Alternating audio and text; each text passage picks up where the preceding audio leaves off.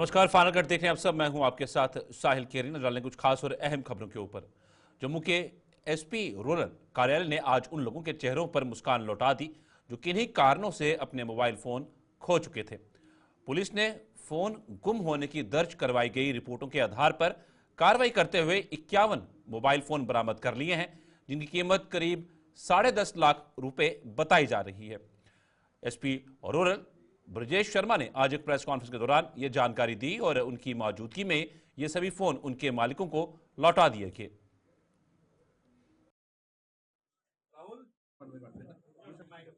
ये आज हमारे ऑफिस ने, एसपी रूरल के ऑफिस ने 51 मोबाइल फोन्स जिनकी मिसिंग रिपोर्ट हमारे रूरल जोन के अलग अलग पुलिस स्टेशन हैं, पुलिस पोस्ट हैं, वहाँ पे मिसिंग रिपोर्ट इंटर हुई थी। तो आज हमने 51 फ़ोन है वो मिसिंग फ़ोन रिकवर किए हैं। मैं आपको बताता चलूँ कि हमारी एक इलेक्ट्रॉनिक सर्विलेंस यूनिट है मेरे ऑफिस में काम करती है। ये जो टीम पीछे खड़ी हुई है, इनकी डेडिकेशन की वजह से हम ये लोग 51 फ़ोन आज हमने मिसिंग रिकवर किए हैं, जो इनके ओनर्स हैं उनको हम हैंड ओवर करने जा रहे हैं। मैं आपकी जानकारी के लिए बताता चलूँ कि इन फ़ोन की कुल मालियत 10 लाख से लेकर 10.5 लाख के बीच में है और 51 ऐसे लोग हैं जिनको आज हम ये फोन हैंड ओवर करने जा रहे हैं।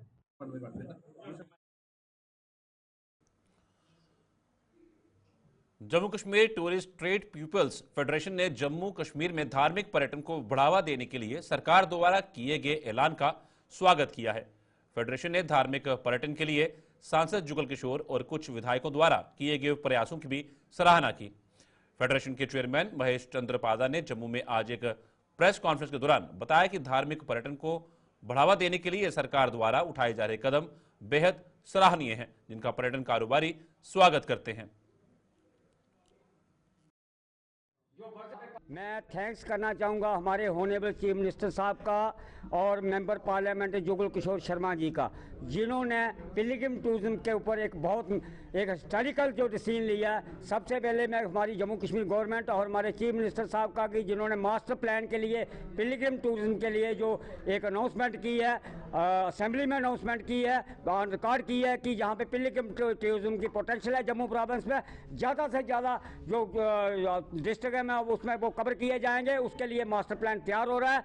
इसके साथ साथ में मेंबर पार्लियामेंट जुगल किशोर शर्मा जी और वहाँ के जो एमएलए है जो माता वैष्णो देवी कॉन्स्टिट्यूंसी का उस टीम के साथ, जिन्होंने भूमिका मंदिर में वो पूजन करवा के जो माता वैष्णो की जो परिक्रमा स्टार्ट की है, वो एक हिस्टोरिकल डिसीजन है। मैं आपके माध्यम से दोनों, चाहे चीफ मिनिस्टर साहब हों, मेंबर पार्लियामेंट साहब हों, क्योंकि इससे जो जम्मू का चाहे ट्रेन कटरा जाएगी, बारामूला जाएगी, वो करगिल जाएगी, तो जम्मू में कोई फर्क पड़ने वाला नहीं है। इस स्पीड से काम होना चाहिए। फिर से मैं एडमिनिस्ट्रेशन को कहना चाहूँगा कि ये इसको लाइटली ना लिया जाए और जो मास्टर प्लान की जो ड्राफ्टिंग कमेटी है उसमें स्टेक होल्डर और ऑर्गेनाइजेशन लोगों की भी इन्वॉल्वमेंट होनी चाहिए, ताकि ग्रास रूट पे जो ग्राउंड पे क्या वो काम वो इम्प्लीमेंट होना चाहिए।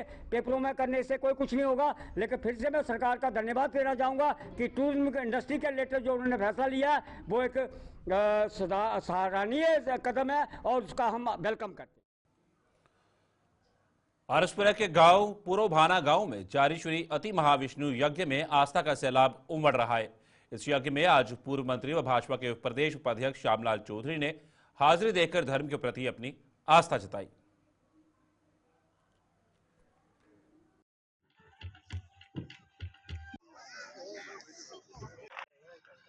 इस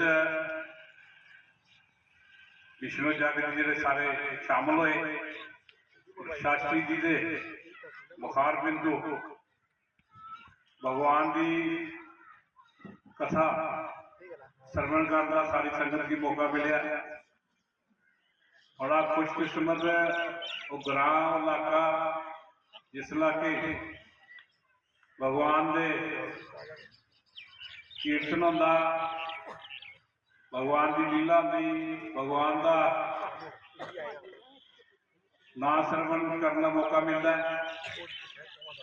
शास्त्री जी ने बड़े अच्छे तरीके इस महाविष्णु यज्ञ राम कथा सुनाने का और श्रवण करने का सारी संगत की मौका मिला। मैं तो कहूँगा कि जिहड़ा इंसान इस दुनिया च आया अगर भगवान का नाम सिमरन नहीं करे इस संसार जाने च बेफायदा है। इस करके एक इंसान ही जामा ऐसा जिहड़ा हर चीज समझदा है तो समझ के भगवान का नाम सिमरन कर सकता है। इस करके मैं तो ये कहना कि जितना भी इस कथा च लाभ मिले उस अमल करिए ताकि इस जी मनुष्य जामा मिलता वो सार्थक हो सके और अपने इस जीवन च भगवान का नाम सिमरन 24 घंटे करना चाहिए। रियासी में आज जम्मू कश्मीर की सीमाओं का विस्तार करने में अहम भूमिका निभाने वाले जनरल जोरावर सिंह का 239वां जन्मदिवस धूमधाम से मनाया गया। जनरल जोरावर सिंह की प्रतिमा स्थल पर general Zorawar Singh memorial committee ने विधिवत पूजा अर्चना कर उन्हें अपना श्रद्धासुमन अर्पित किए।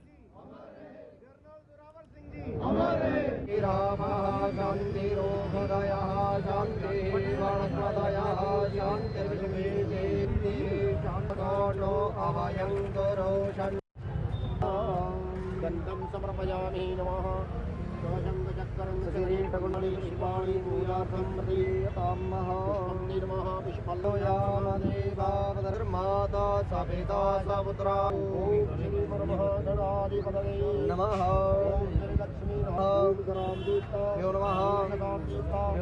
मुझे लगता है कि इस तरह के लोग इस धरती पे बहुत काम आते हैं और हाँ, हिंदुस्तान की हिस्ट्री में ये जनरल जोरावर सिंह ही ऐसे हैं जिन्होंने हिंदुस्तान की सरहदों को बढ़ाया है। तो इसलिए हमें इस दिन को बड़ी जोश खरोश से मनाने चाहिए और मनाते भी हैं और इससे भी ज्यादा लार्ज स्केल पे हमें बनाने चाहिए और ताकि सब लोगों को इसका मैसेज इसका पता चलने चाहिए।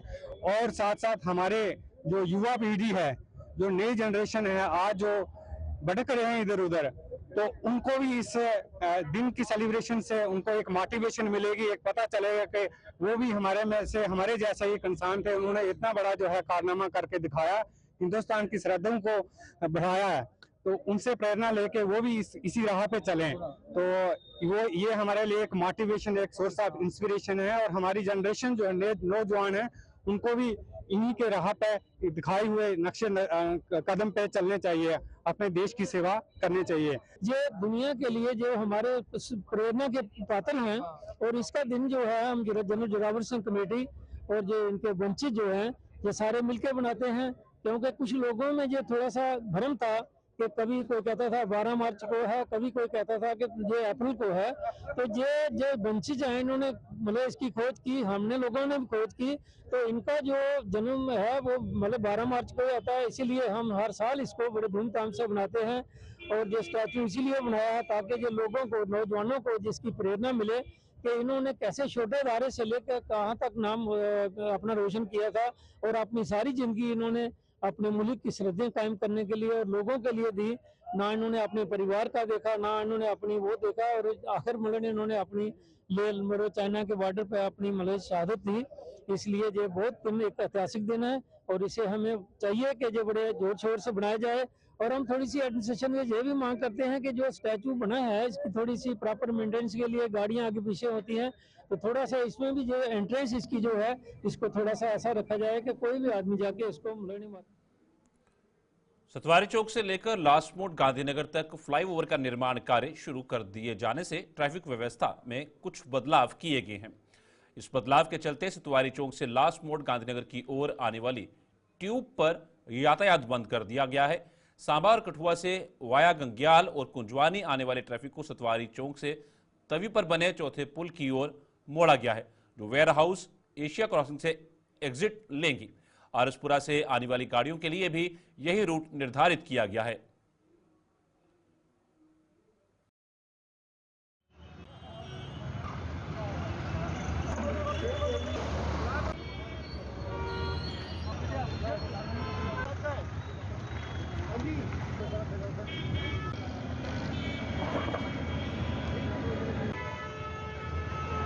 जैसे कि आपको पता है ये NHAI का प्रोजेक्ट है डार्क एक्सप्रेसवे 6 लेन एक्सप्रेसवे, तो इसी के चलते यहाँ पे इस वाले स्ट्रेच में अब काम शुरू हुआ है और इसमें टेंटेटिव तो अभी हम मैं बता नहीं सकता उसको, एज सच वो NHAI का मैंडेट है, तो बट एज सच उसके लिए हमने डाइवर्जन एनफोर्स की हैं for information of general commuters. जो भी गाड़ियाँ आरएसपुरा, गंग्याल और कुंजवानी एक्सिस से आ रही हैं, उनको अगर सिटी जाना है तो they will be diverted from Satwari Chowk towards fourth bridge Belicharana, और वो एग्जिट लेंगी अपना एशिया क्रॉसिंग से, वेयर हाउस से। और जो भी गाड़ियाँ एयरपोर्ट, आरएसपुरा, सांबा, बिश्ना से आ रही हैं, वो भी सतवारी चौक पे आके डाइवर्ट होंगी towards fourth bridge, and same exit root उनका रहेगा। एंड जो गाड़ियाँ विक्रम चौक से आगे लास्ट मोड़ से यहाँ तक आ रही हैं, वो गाड़ियाँ वन वे की तरह अप्लाई करेंगी।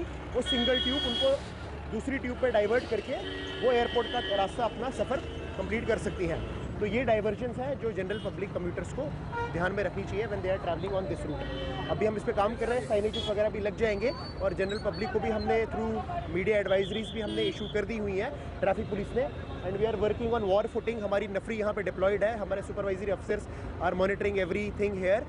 तो हम चला रहे हैं और अच्छे से we are on war footing और we are regulating the traffic. Pakistan में बलोच लिबरेशन आर्मी द्वारा हाईजैक की गई ट्रेन और उसके बाद वहां हुए खून खराबे की भाजपा ने निंदा की है। भाजपा का कहना है कि दूसरों के लिए कुआं खोदने वाला पाकिस्तान अब खुद उस कुएं में जा गिरा है, जिसे उसे सबक लेना चाहिए। भाजपा के प्रवक्ता डॉक्टर ताहिर ने जम्मू में एक प्रेस कॉन्फ्रेंस के दौरान कहा कि दुनिया, खासतौर पर भारत देश को हमेशा टारगेट करने वाला पाकिस्तान को अब इस हकीकत को समझना पड़ेगा। पाकिस्तान को वहां चल रहे आतंकी शिविरों को ध्वस्त करना होगा, ताकि दुनिया को यह एहसास हो कि पाकिस्तान अब बदलने लगा है। आज पाकिस्तान को इस चीज़ का एहसास हो चुका है। ये वो देश है जिसने मिलिटेंट्स की फैक्ट्रियां चलाई, दुनिया को नुकसान पहुंचाने के प्रोपोगंडे बनाए, हमेशा भारत देश को टारगेट किया गया। लेकिन आज पाकिस्तान जिस जगह पे खड़ा है, मुझे लगता है वहाँ की सरकार को, वहाँ की एडमिनिस्ट्रेशन को, वहाँ की आर्मी को समझना पड़ेगा कि जो कुआं आप दूसरों के लिए खोद रहे थे, आज उस कुएं में आप लोग खुद जा चुके हो। और मुझे लगता है उनको इससे बाहर आने के लिए वहाँ पे मिलिटेंट्स के कैंप्स, जो मिलिटेंट्स की फैक्ट्रीज़, ट्रेनिंग के जो कैंप्स हैं, जो उस तरह के मदरसे हैं, उनको खुद ख़त्म करना पड़ेगा, ताकि दुनिया के देश और भारत देश उन पर भरोसा कर सके कि पाकिस्तान हकीकत में। आगे कठुआ की बोहड़ा पंचायत में आज बाइक चोरी के एक प्रयास को नाकाम बनाने वाले युवक पर बदमाशों ने एयर पिस्टल से फायर कर दिया। ग्रामीणों ने 3 बदमाशों को कड़ी मशक्कत से धर दबोच कर पुलिस के हवाले कर दिया। घायल युवक की पहचान अजय सिंह के रूप में की गई है, जिसे इलाज के लिए अस्पताल ले जाया गया। ग्रामीणों के मुताबिक ये तीनों युवक एक स्कूटी पर यहां पहुंचे थे और एक बाइक को चोरी करने की कोशिश में थे। तीनों बदमाश अपने आप को कठुआ के बता रहे हैं, जिनके आधार कार्डों पर लोहाई, मल्हार, मछेड़ी का पता दर्ज है। लोगों ने यह भी बताया कि ये तीनों एक मंदिर में चोरी करके फरार हुए थे और पुलिस इनसे पूछताछ कर रही है।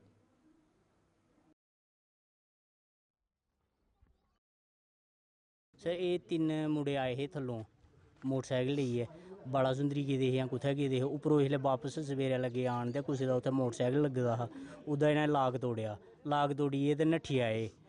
अग्गें मुड़ा ओह् लग्गा बोलन भी कुद्दा एह् मोटरसाइकिल कुत्थै लेइयै जा ने, ते इ'नें अग्गों पिस्टल कड्ढेआ, पिस्टल ओह्दे फायर कड्ढी दित्ता उसी, स्कूटी लेइयै नट्ठी आए। अग्गें रस्ते च इ'नें स्कूटी थल्लै सुट्टी दित्ती, प्हाड़ी थल्लै सुट्टी दित्ती ते आपूं नट्ठी गे। पिंडे दे लोक किट्ठे होइयै उ'नें फिर घेरा पाया सारें जनें, घेरा पाइयै पकड़ियै इं'दे कोलों इक कट्टा बरामद होएआ ऐ। ते उप्पर मंदर बी चोरी करियै आ दे हे, बाला सुंदरी मंदर भी चोरी करियै आ दे हे। कठुआ दे न, लेकिन इंदा जेह्ड़ा आधार कार्ड निकलेआ ओह् मछड्डी दा ऐ। तो इस हिसाब कन्नै दिक्खना होवे इसलै ते दहशत है, साढ़ा शांतिपूर्ण इलाका है इसलै, इत्थै कोई बकरियां चारा दा, कोई कि'यां मतलब कोई धी भैन कुसै दी इ'यां मतलब कल्ले लोक चली जंदे न, कोई प्हाड़ियै पर बैठा होवे कि'यां के उसलै जि'यां इ'नें लोकें दी दिक्खी कि उसलै इक बड़ी हिम्मत दिक्खी है कि इक मुड़े गी दिक्खो इ'नें बोलेआ कि उसलै कि तू कौन होना, इ'यां मतलब उ'नें पता कि साढ़े पिंड म्हल्ला दा जेह्ड़ा मोटरसाइकिल इत्थै लग्गे दा उसलै इसी कोई अनजान बंदे छेड़ा दे न, इ'नें उसी मना कीता होना, इ'नें मतलब जबरदस्ती लाक तोड़ेआ कि उसलै ओह्दे बाद कट्टा गोली चला दी है, पता नहीं हूँ लग्गा दा नहीं है, मतलब ब्लड बड़ा बेही गेदा, ओह् दौड़े दाड़े उ'नें जाइयै कि उसलै कोशिश कीती, इक पड़काइयै थोड़ा सौखा, इक तो बड़ी मुश्कल कन्नै कोई घैंटा बाद दौड़ियै इ'नें पकड़ेआ, 2 पकड़े, इक खल्ला लेआंदा, फ्ही 3 आनियै इत्थै लैंदे ते पंचायत उ'नें उसी चौंकी पर फोन कीता, ते चौंकी पर इत्थै आए दे हे उं'दे चौंकी अफसर, उ'नें पकड़ेआ उसलै। होली के पर्व को अब मात्र एक दिन शेष रहते जम्मू यूनिवर्सिटी में आज जमकर गुलाल उड़ाया गया।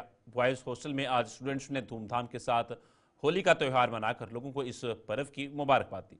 स्टूडेंट्स ने नाच गाकर अपनी खुशी का इजहार करते हुए एक दूसरे को रंग लगाकर खुशियों के इन पलों को यादगार बनाया।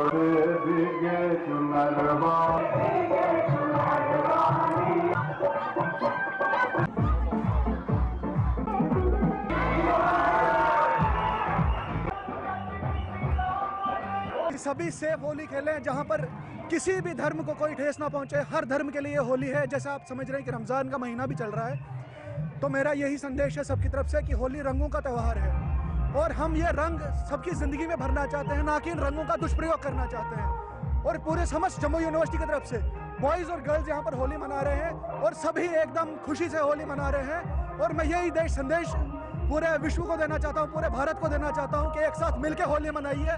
यहाँ पर कोई किसी का जात, कोई किसी का धर्म नहीं पूछ रहा। यह होली सबसे बेहतर होली है क्योंकि यह हिंदू मुस्लिम एकता को जो है एकत्रित करने में, हिंदू मुस्लिम समाज को जुड़ाने के लिए है। यहाँ पर आप जाके देख लीजिए, जो भाई रोज़ा रखे हुए हैं वो भी कलर लगा रहे हैं और जो बंदे अभी होली मना रहे हैं वो उनसे पूछ के कलर लगा रहे हैं कि आपको कोई एतराज़ तो नहीं। मैं समस्त देश को यही बोलना चाहूँ कि ये होली नहीं, एक संदेश है और हम सब एक हैं। धन्यवाद। बड़े ही धूमधाम से मनाया जाता है, इसको रंगों का त्यौहार बोला जाता है। तो देखिए, जैसे कि जम्मू यूनिवर्सिटी में भी आज हमारी अथॉरिटीज़, प्रोवोस्ट हमारे और सारे वार्डन्स मिलके एक फंक्शन रखा है होली पे। तो जैसे बच्चे रंग लगा के आपस में प्यार बढ़ रहा है, वैसे ही हम चाहते हैं कि सारे भारत अपने आप को एक दूसरे को रंग लगा के सारे बिना किसी धर्म के, बिना किसी जात के सभी अपने आप को एक दूसरे को रंग लगा के आपस में भारत वर्ष का नाम आगे बढ़ाएं, प्यार बढ़ाएं। यही है कि अभी यहाँ पे देखो, आप देख सकते हैं बहुत बढ़िया सेलिब्रेशन हो रही है। तो अभी तो 2 दिन के बाद ही है होली, पर हॉस्टल में डिपार्टमेंट बनाई जा रही है, हॉस्टल में बना रहे हैं खुद ही। मज़ा तो आ रहा है, हर बंदे को मज़ा आ रहा है, फुल एंजॉय कर रहे हैं हम।